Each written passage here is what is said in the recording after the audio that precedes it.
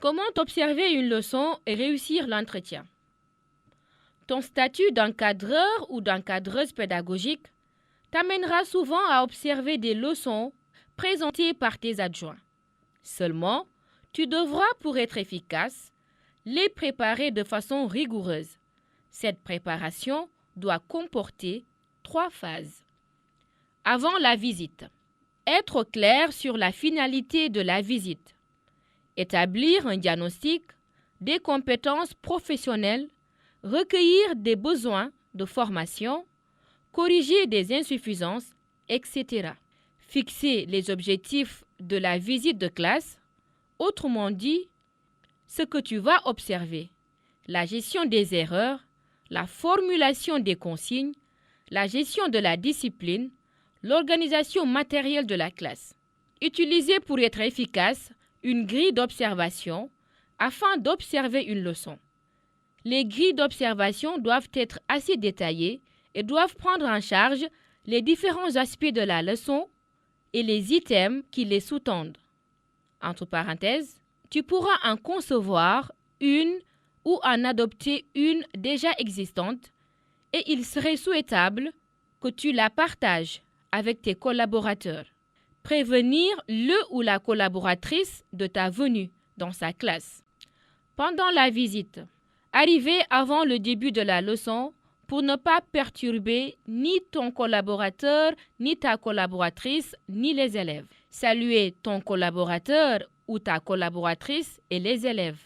Prendre le registre d'appel journalier avant d'aller t'asseoir sur un banc au fond de la classe et vérifier qu'il est bien renseigné. Suivre la prestation de ton collaborateur ou de ta collaboratrice dans le silence, sans aucune intervention et en évitant de le ou de la perturber d'une façon ou d'une autre. Tout en ne perdant pas de vue les objectifs de la visite, ne pas omettre de relever tout ce qui nécessite amélioration pour un enseignement-apprentissage efficace et de qualité. Renseigner ta grille, cocher, marquer les insuffisances, les observations et les remarques pendant la prestation. Ne pas manquer de relever les points positifs.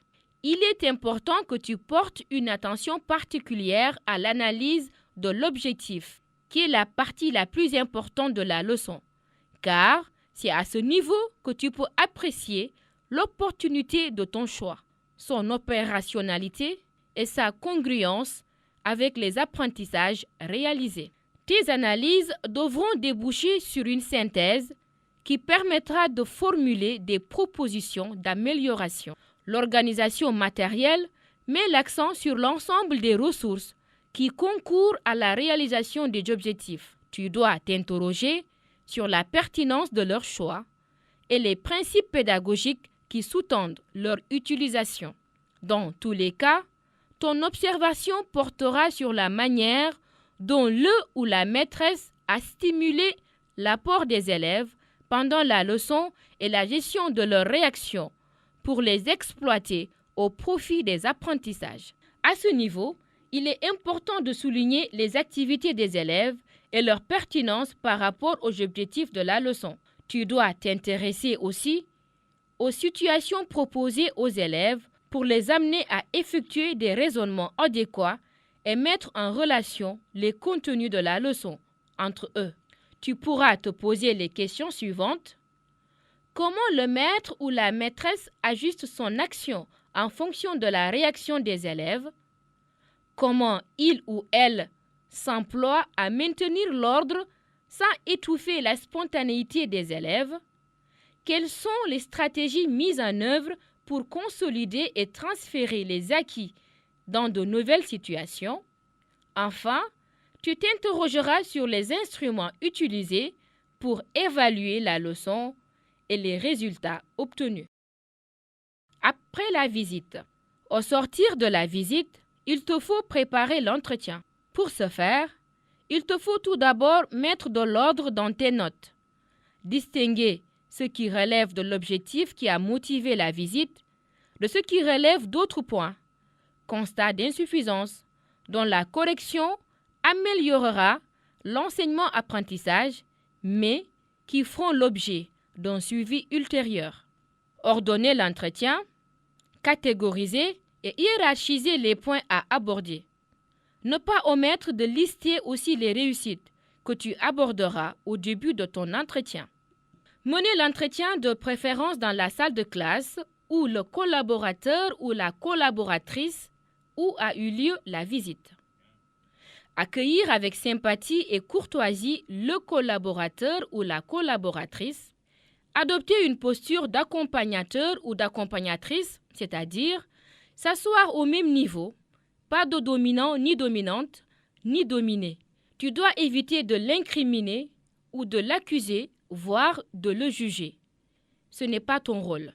Conduire le collaborateur ou collaboratrice à une auto-analyse de son action.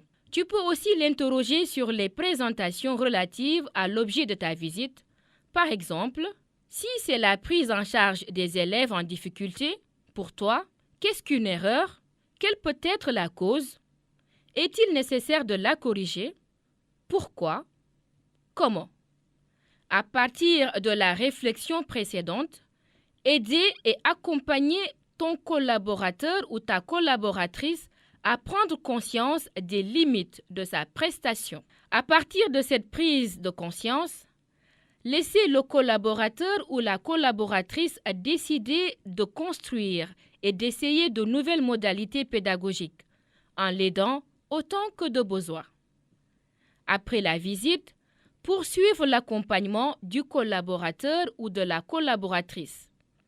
Être vigilant ou vigilante lors du contrôle de ces documents pédagogiques, s'assurer de l'impact de la visite et de l'entretien sur sa conduite professionnelle et contrôler les acquis et les évolutions.